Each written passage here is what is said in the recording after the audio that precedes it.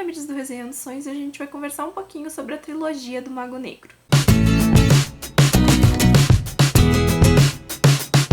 No finalzinho de 2016 eu ouvi via audiobook os 3 livros da trilogia Mago Negro, que é o Clã dos Magos, A Aprendiz e o Lorde Supremo. Eu tinha uma curiosidade bem grande de conhecer essa trilogia, eu via o pessoal falando coisas bem divergentes sobre a história. Esses livros são publicados no Brasil pela Novo Conceito, que não é uma editora que tem uma tradição de publicar fantasias, né? Eu sei que existem outras coisas publicadas pelo mesmo autor, mas que não vieram pro Brasil. Hoje então eu vou conversar com vocês sobre os 3 livros. Eu vou começar então fazendo um parâmetro geral da série, caso você não tenha lido, para que você não pegue spoilers. Depois eu vou entrar livro a livro, e aí é óbvio que a partir do segundo e do terceiro vai ter alguns spoilers, mas as conclusões iniciais e o princípio de história do primeiro livro, quem não leu ainda pode assistir com tranquilidade. Essa é uma trilogia que foi publicada aqui em 2012. Eu não tenho nenhum dos livros. Não é uma história que eu tenha ficado apegada a ponto de querer ter os livros na minha estante, apesar de eu ter gostado bastante, principalmente do desfecho. Essa é uma trilogia que você precisa ter um pouco de paciência com ela. O primeiro livro, que é o Clã dos Magos, ele vai apresentar um conceito muito bacana, que é uma sociedade onde existem os magos. Uma vez por ano, nessa cidade de Imardim, é feito uma purificação, onde eles retiram os mendigos, as pessoas pobres, os ladrões das ruas e expulsam pra fora. Nessa cidade existe uma grande favela, e nesse dia da purificação todo mundo vai pro centro dessa cidade, pra um lugar ali especial,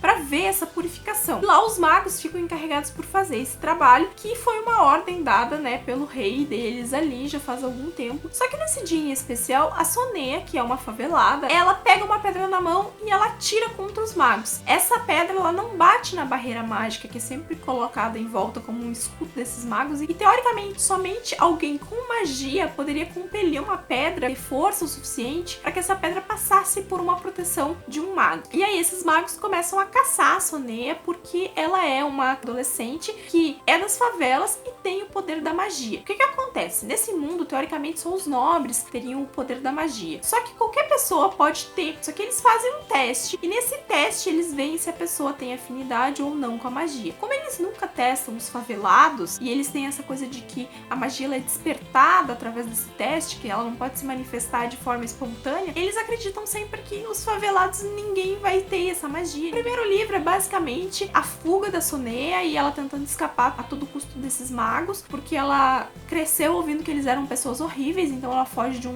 lado pro outro, e posteriormente ela tentando entender essa magia que ela descobriu ter. Esse primeiro livro é um livro bem introdutório, tá, gente? Ele faz a gente ficar com muita raiva da Sonea, porque é meio que idiota várias das coisas que ela faz, de ficar fugindo e tal. Ela entende o quanto a magia que ela tem é perigosa, e mesmo assim ela se nega a tentar controlar isso da forma correta. A gente passa mais da metade do livro correndo atrás da Sonea, e a Sonea pulando de um lugar pro outro. Esse primeiro livro é, sem dúvida, o livro mais fraco da trilogia. Eu vi muita gente falando que pegou ele e acabou desistindo porque achou fraco mesmo e não quis dar continuidade. Mas o que eu posso dizer pra vocês é que a trilogia vai escalonando e vai crescendo e vai ficando melhor a cada livro. E uma das coisas que a gente mais nota nesse crescimento é o próprio desenvolvimento da Sonea. Ela é uma personagem que começa muito birrenta, ela não acredita, ela não abraça essa magia, ela acha que ela quer e pode se libertar disso a qualquer momento, que não vai fazer falta pra ela. Só que aos poucos ela vai entendendo que ela tem um poder ali que pode ser muito útil pra ela e muito útil para as pessoas que estão ao redor dela. É óbvio que desses livros ela vai se meter num monte de enrascada, e que o foco, né, de ajudar os outros ou de ajudar os favelados, ele vai ficar um pouco de lado pro desenvolvimento da história. O primeiro livro pra mim foi uma sofrência, eu não gosto da Sonea no primeiro livro. No segundo livro, até quase o final, ela também tá muito indecisa das ações, ela não sabe o que ela faz, ela não sabe em quem confiar, e ela é muito assim,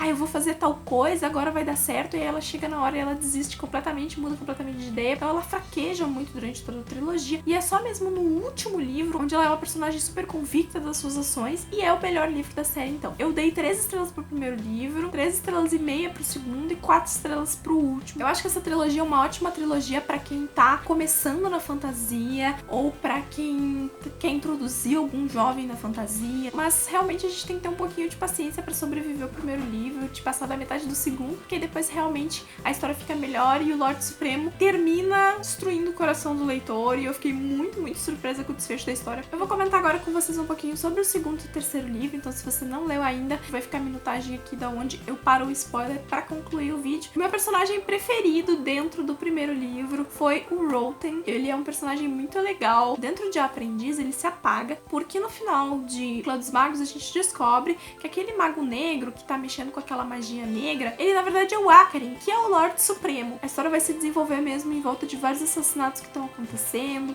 em volta de uma magia negra que não pode ser praticada e que eles descobrem que existe alguém praticando. O segundo livro é basicamente um livro sobre bullying, né, sobre colégio. A gente sai da fuga pra entrar num momento onde ela é aceita dentro dessa academia, ela é a primeira favelada, isso é suficiente pra que ela sofra um enorme de um bullying. Entra na mira ali de um que especificamente vai ficar maltratando ela o livro inteiro até ela tomar uma atitude. Eu fico muito irritada com ela nesse livro porque ela demora tanto tempo pra se impor frente a eles, né, pra entender que ela tem ali uma posição, que ela tem uma posição privilegiada, principalmente depois do momento que o Akarin pega ela, por mais que não sejam pelos melhores motivos, ele pega ela e bota ela debaixo da asa dele, então ela poderia usar isso. Mas no final do livro eu fiquei um pouco satisfeita com como a coisa se formou ali. Eu acho que o Akarin aqui começa a mostrar um pouco melhor quem ele é um personagem que a gente teme muito nesse livro, que no terceiro livro se mostra um personagem bem inusitado, assim, um personagem que não é nem um pouco parecido com o personagem que a gente começa a pensar que ele é no começo dessa trilogia. Ele acaba virando um personagem favorito pra mim, eu super entendo as motivações dele. Pra mim, o Lorde Supremo, que é o último livro, é o melhor livro. Eu acho que o desenvolvimento ali foi muito interessante. Existe um envolvimento, né, de dois personagens nesse livro. E eu confesso que eu fui pra internet pesquisar qual era a idade dos dois naquele momento, pra eu saber se não tava acontecendo uma coisa muito errada ali. Outra coisa que eu acho importante ressaltar aqui é a questão da homossexualidade, que é trabalhada aqui através do personagem do Danil. Ele se torna um mensageiro e ele vai pra uma terra distante, onde a pessoa que vai acompanhar ele também é homossexual. Houveram boatos de que ele era e ele acabou tendo que rebater isso dentro do Clã dos Magos. E ali ele tá com uma pessoa que mais ou menos sofre a mesma coisa e tal. Eu acho importante trabalhar isso. Pra mim foi super surpresa ter essa questão inserida nesse livro, só que eu acho que foi um pouco demais. A todo momento e mudava da onde a Sonea tá pra onde o Danil tá, a história volta nesse tópico. E a gente já entendeu da primeira vez, a gente já entendeu da segunda vez, a gente já entendeu da terceira vez que é um tabu, que é um problema, que os personagens sofrem com isso. Mas toda vez que muda pra esse núcleo, esse é um assunto debatido